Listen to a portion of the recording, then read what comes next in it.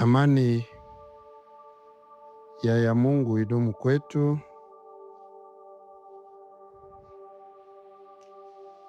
Tuitabele ochi longe bata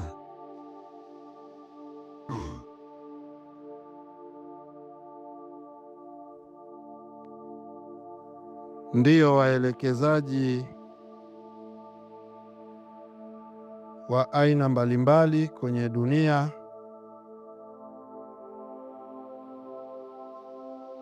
Tunaendelea na ufafanuzi wa mambo yanayoitwa kimvuli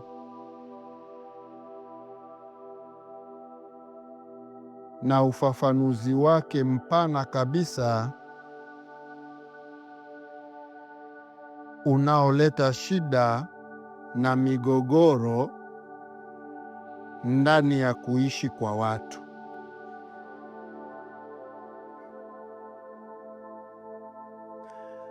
Leo tutachanganua kimvuli kwa wale ambao huwa wanasema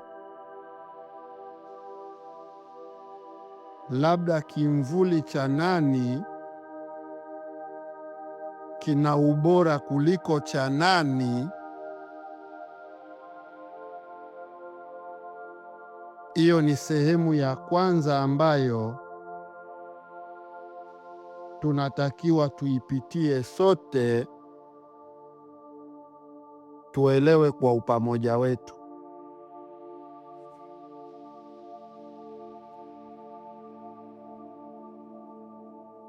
Ili kuepuka yale mambo ya mtu kusema mimi nina nyota ya hivi na yule hana nyota ya hivi, mimi nina nyota pengine nzuri, huyu hapa labda ana nyota mbaya. Kuepuka mambo hayo na uzushi ndani ya utu, inatulazimu kuyapitia masomo haya.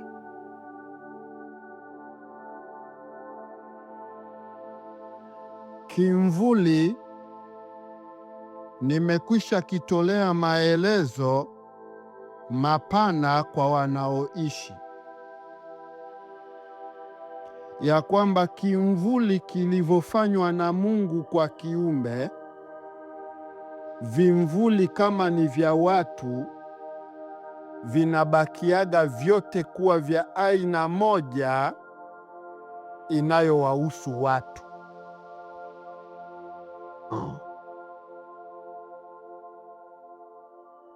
Kwa hiyo kwenye ufanywaji wa kimvuli na Mwenyezi Mungu, hakuna alofanyiwa kwamba huyu ndo ana kimvuli bora kuliko huyu.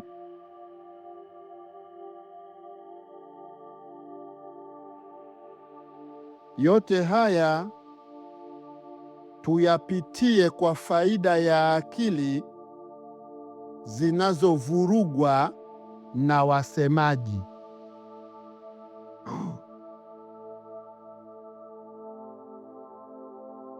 Vimvuli kwa Mungu, ikiwa ni watu wa namna yoyote ile duniani, mnakuwa mmeumbwa na vimvuli vya namna moja vinavyohusika na ripoti ya nyinyi kama watu, na hivyo vimvuli havizidiani chochote baada ya kufanywa kwake na Mwenyezi Mungu.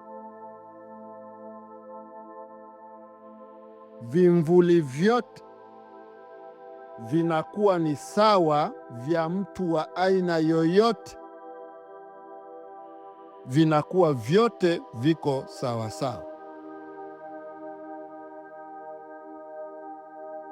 Isipokuwa mnapotakiwa kuja kujua vimvuli vinakuja kutofautiana kwenye nini?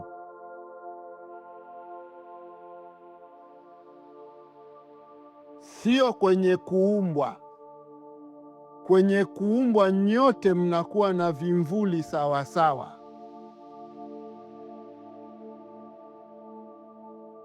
Nyote kwenye kuumbwa mnakuwa na vimvuli sawa sawa kama watu. Zikiwa mbuzi ni hivyo hivyo, zote vimvuli vyao vinakuwa vya namna moja. Kenge vyote vinakuwa vya namna moja. Ila sasa hivi vimvuli vinakujage kuzidiana?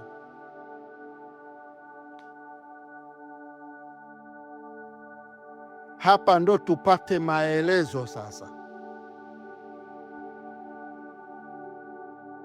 ya kwamba vimvuli kwa nini vinazidiana baada ya kuwepo na vyote ni vya namna moja.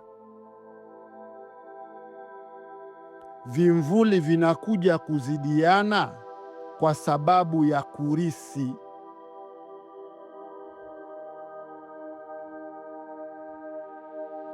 Naeleweka hapa? Sababu za kurisi vimvuli ndio hizo sababu zinapelekea watu sasa kuzidiana.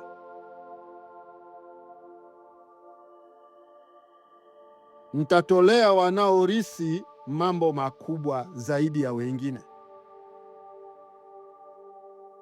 Bila shaka unapojua ufasaha wake Mungu na ukweli wake Mungu na ufafanuzi mkubwa alivyofanya Mungu zidi ya viumbe vyote, hakuna anayeweza kuwa zaidi ya maelezo hayo.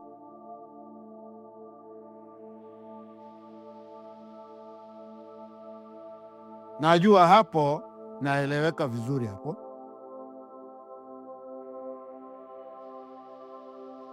Kiumbe sasa kuja kuwa zaidi ya maelezo ya kimungu inakuwa ni ngumu na ni jambo ambalo haliwezekani.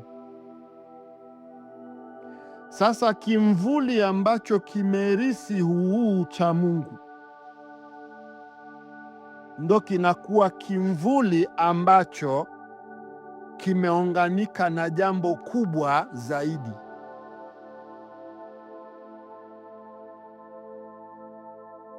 Kwa hiyo ukisikia roho minige na kuwa nimerisi ucha Mungu, maana yake nakuwa nimerisi kubwa la wakubwa.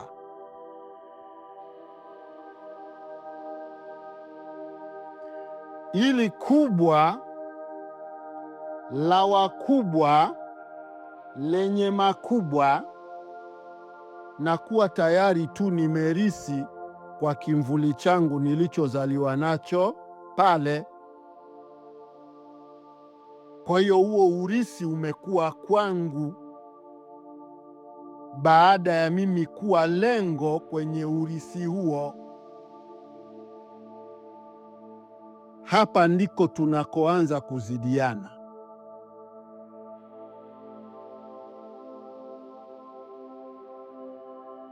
Kwa hiyo walimu mbalimbali tuko pamoja na tunaelewa.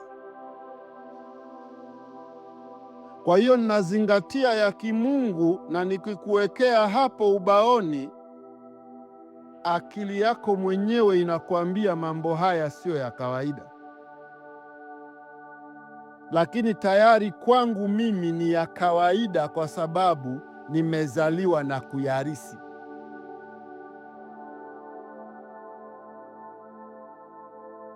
Yote haya twende pamoja kwenye somo letu.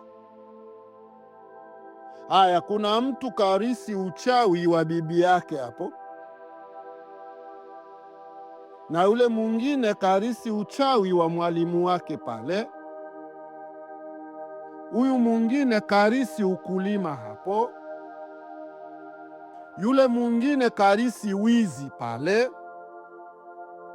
Huyu mwingine kavamiwa na kimvuli cha umalaya hapo. Huyu mwingine kavamiwa na kimvuli cha uvivu pale. Huyu mwingine kashikwa na kimvuli cha uongo hapo, na huyu mwingine kashikwa pengine na kimvuli cha mwehu pale. Huyu mwingine kashikwa na kivuli cha taahira hapo.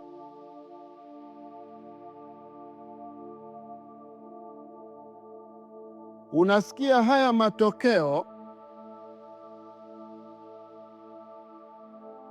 Haya matokeo watu wasioelewa sasa ndio wakasema Mungu amempangia fulani aje kuwa na namna fulani. Watu ambao hawakuwa na mapana haya wanavitazama vitu kwenye mitazamo yao, wanakuta mtu ana nature ya kuzaliwa na jambo ambalo si stahiki. Sasa wao wanaumia kichwa wapi? Inakuwaje mtu atoke na jambo ambalo si halisi alafu akatoka nalo kwenye nature ya kuzaliwa? Maana yake ni Mungu ndo atakuwa amemsababishia.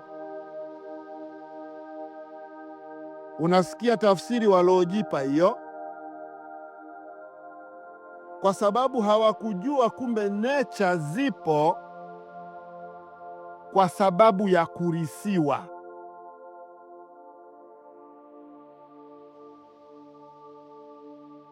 Hilo jambo hawakujua. Wakajua tu nature yoyote iliyoko kwenye mazingira, maana yake nature hiyo labda ndo ameipanga Mungu iwe hivyo. Kumbe wao wameshindwa kujua kwamba ndani ya nature viumbe vikikosea vikaishi vibaya, alafu hivi vilivyoishi vibaya vikaendelea kurithisha, moja kwa moja hayo mabaya yanaanza kurithiwa pasina Mungu. Elimu hiyo tena wao hawana.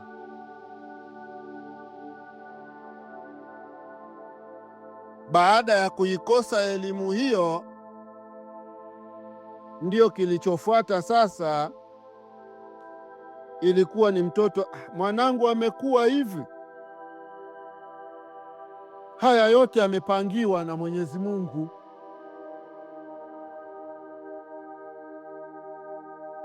Unasikia wasioelewa kwenye hii dunia wakabaki wanasema maneno hayo, mwanangu huu taahira kazaliwa nao. Yaani anazaliwa tu huu taahira ukawa kama umemvaa. Sasa atakuwa ni nani? Sina maana amekuja tangu kwa Mungu, yuko hivyo hivyo.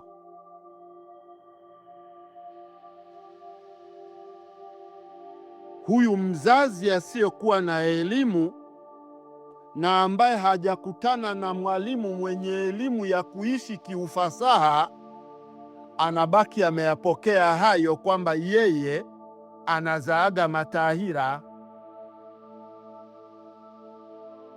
Kumbe matahira wako ndani ya ukoo aliotoka, na wakadhamirishana kurithishana huo utahira wao kama wao pasina Mungu.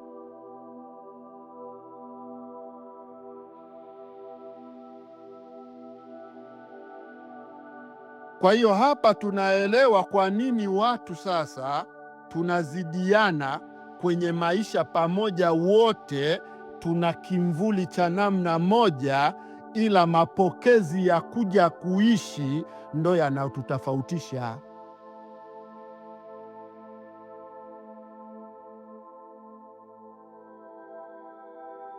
Bila shaka wenye akili pana ndio wako kwenye mijadala yetu hii kwa lengo la kukuza akili zao, kuachana na usingizio. kuacha kusingiziaga vitu watu msiokuwa na elimu na vitu. Ndo elimu hii inatoka, ili tuache kumsingizia Mungu uongo. Ukiuona utaahira duniani umefanywa na viumbe kwa kwenda kwao kinyume.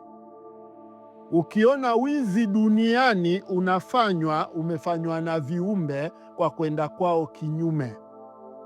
Ukiona umalaya wa ovyo ovyo unafanyika, moja kwa moja unafanywa na viumbe na si Mungu amepanga muwe hivyo.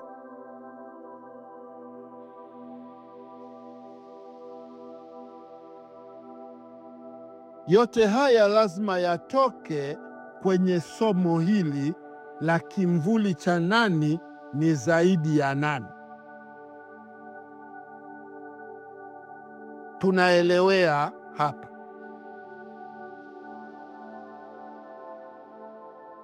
Kwa hiyo ukisikia watu tunazidiana kwenye dunia, hatuzidiani kwenye kuumbwa. Kwenye kuumbwa uwaga tumeumbwa kwa levo moja, ila nani kapokea nini, hapa ndiko unakoanza kuzidiwa na mwingine.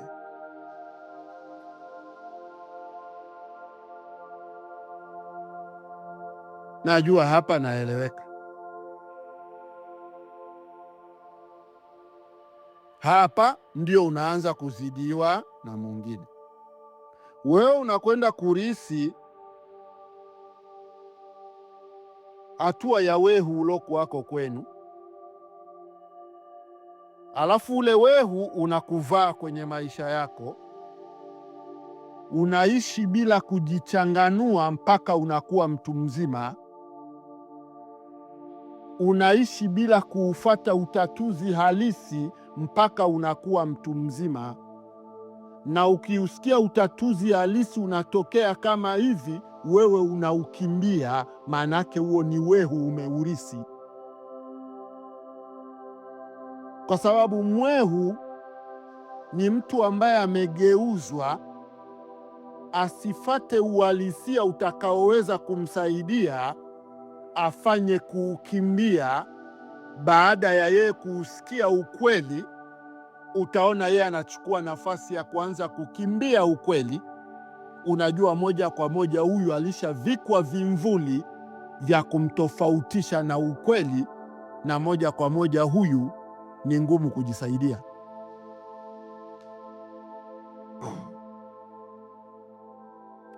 Sasa ndani ya watu wa namna hii, ndani ya watu wa namna hii ndo unawakuta wako kwenye jamii hapo,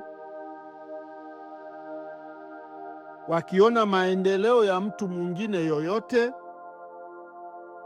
wao wanayaita yale maendeleo ni ushetani.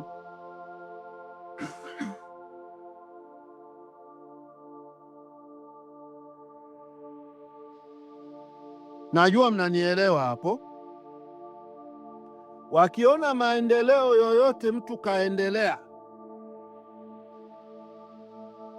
kainuka kwenye maisha yake, kafanya 1, 2, 3 kwa ajili ya ndugu zake, hawa wasiyekuwa na maendeleo na akili zilizodumaa kwa wehu, utaona wanakwambia ule ni ushetani na hatupaswi kuufata. Yaani hawakai kuchanganua kwamba nani anafanya kazi gani, shughuli yake inamuingizia nini,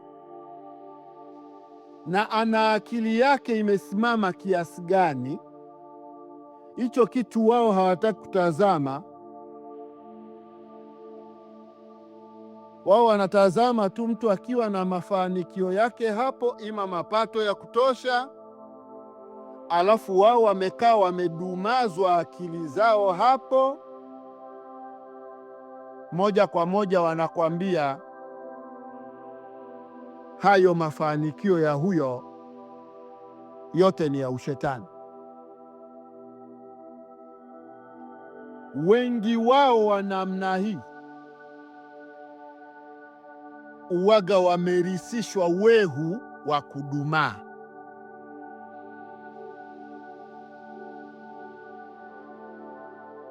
Najua naeleweka kwenye somo hili.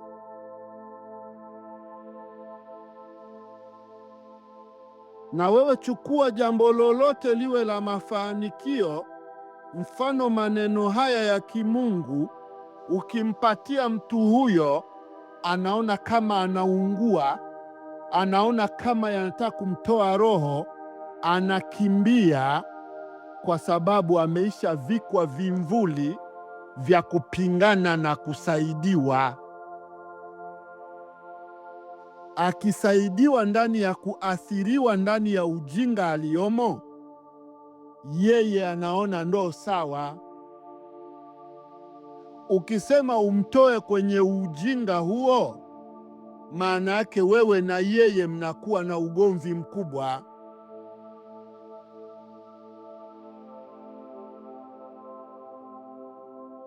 Somo letu la leo linatuelezea ya kwamba mkiona watu tunazidiana, muwe mnajua si kwamba ni Mungu katupangia hivyo si tuzidiane.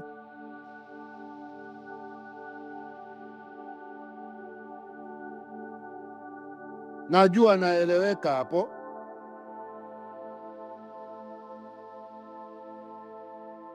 Yameotufanya sisi tuzidiane ni yale tuloyaarisi. Kwa hiyo wako walioorisi mambo fasaha, wako wameurisi vitu vilivyodumaa, wako walioorisi ujinga wa kuathiri na kujiathiri.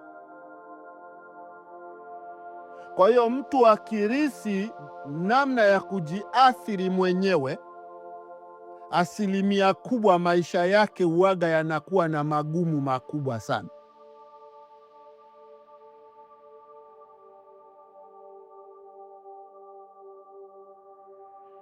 Najua kwenye somo hili lina ufumbuzi mkubwa wa vichwa vyenu.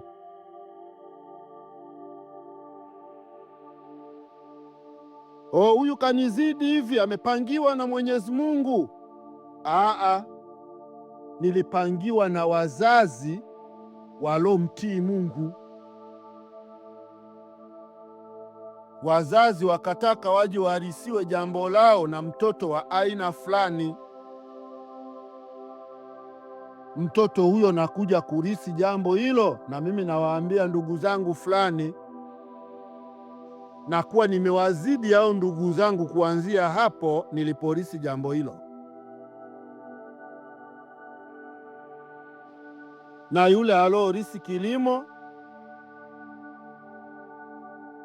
unaona atuletea chakula. Huyo alorisi kuvua, anatuletea samaki. Huyo alorisi kufuga, anatuletea mboga za aina mbalimbali.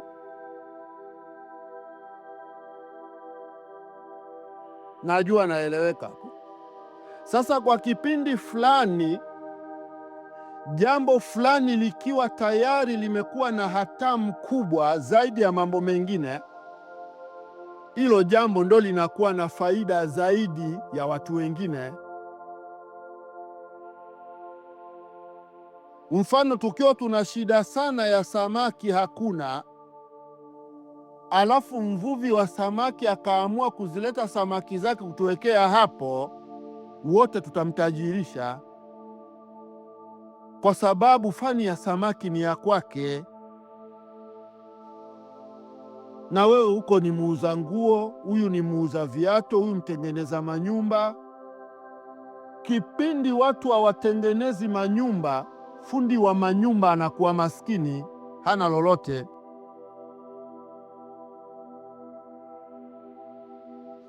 Najua nikisema haya mnanielewa vizuri hapo. Kwa nini watu tunazidiana?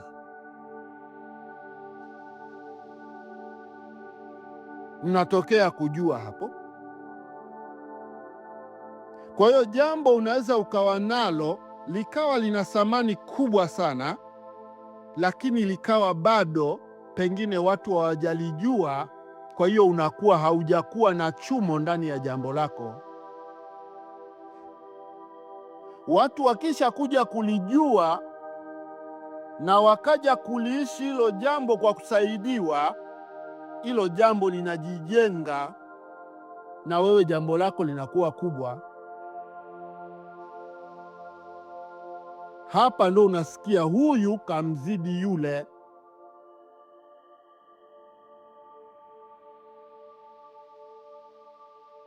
Najua kwa mapana haya tunaelewa sote kwa pamoja. Fundi wa magorofa hapa atokea, amesomea, ana utaalamu, ana mambo mbalimbali. Akae hapo, si tunatengeneza nyumba zetu za majani,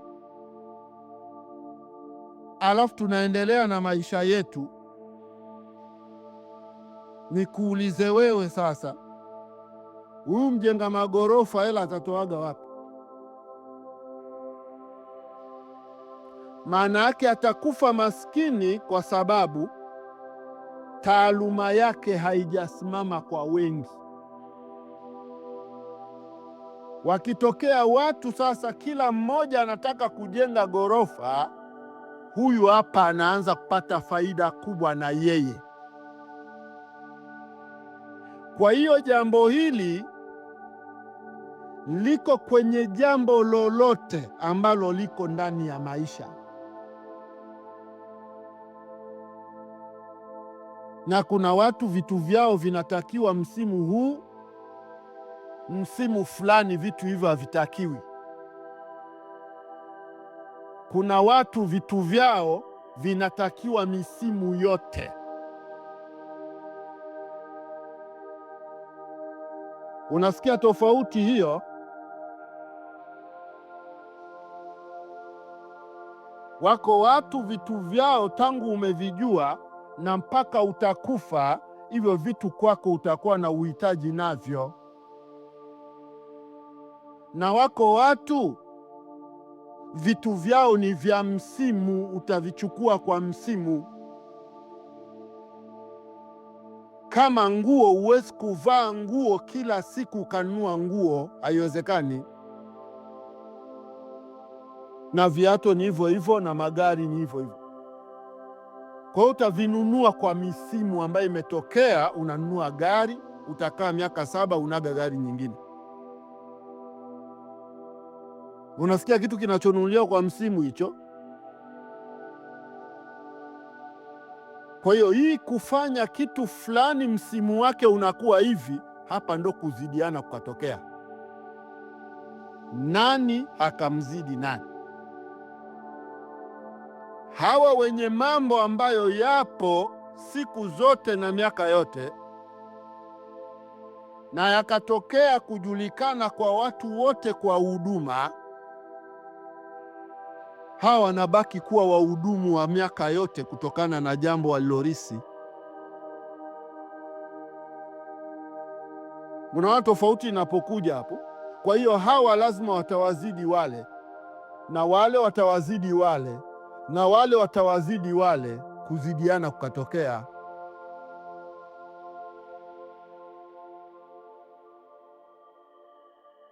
Kwa hiyo somo letu la leo linatuelezea kwamba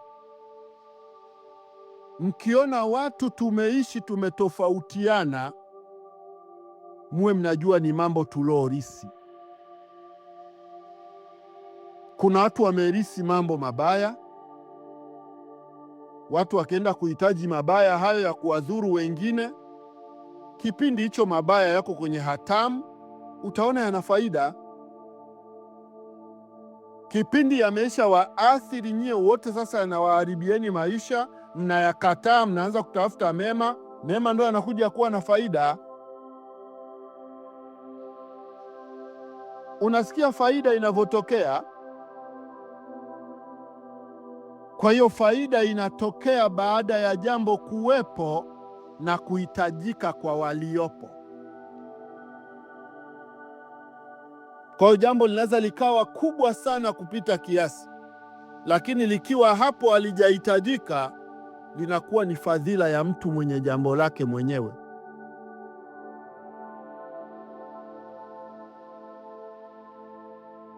Kwa mapana hapa tunaelewa vizuri.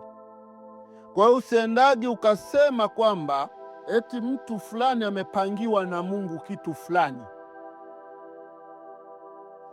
Wewe mtu uliofundishwa ucha Mungu kwenye jadi, umekatazwa lugha za namna hiyo.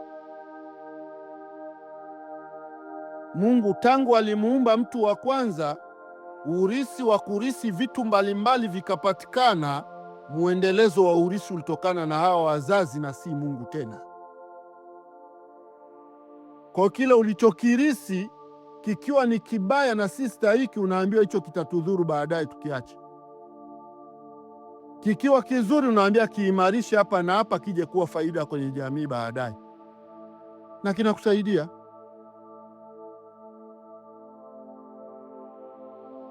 Kwa hiyo leo tuzungumzie, na tumezungumzia uwepo wa kimvuli na namna gani watu wanazidiana kwenye maisha. Huu ndo uchanganuzi wake mkubwa wa mwanzo na mwisho, na asije kuambia mtu eti kwamba huyu alinizidi kwa sababu ilikuwa hivi na vile. Uchanganuzi wake ni huu kwa hapa duniani. Hivyo mimi niwashukuru waja wote ambao tumekaa kwenye somo letu. Uchanganuzi mkubwa kabisa wa watu kuzidiana kwenye kuishi uwaga umekaa huko hivyo, na huo ndo ukweli wake wa mwanzo na mwisho kwenye dunia hii. Asanteni.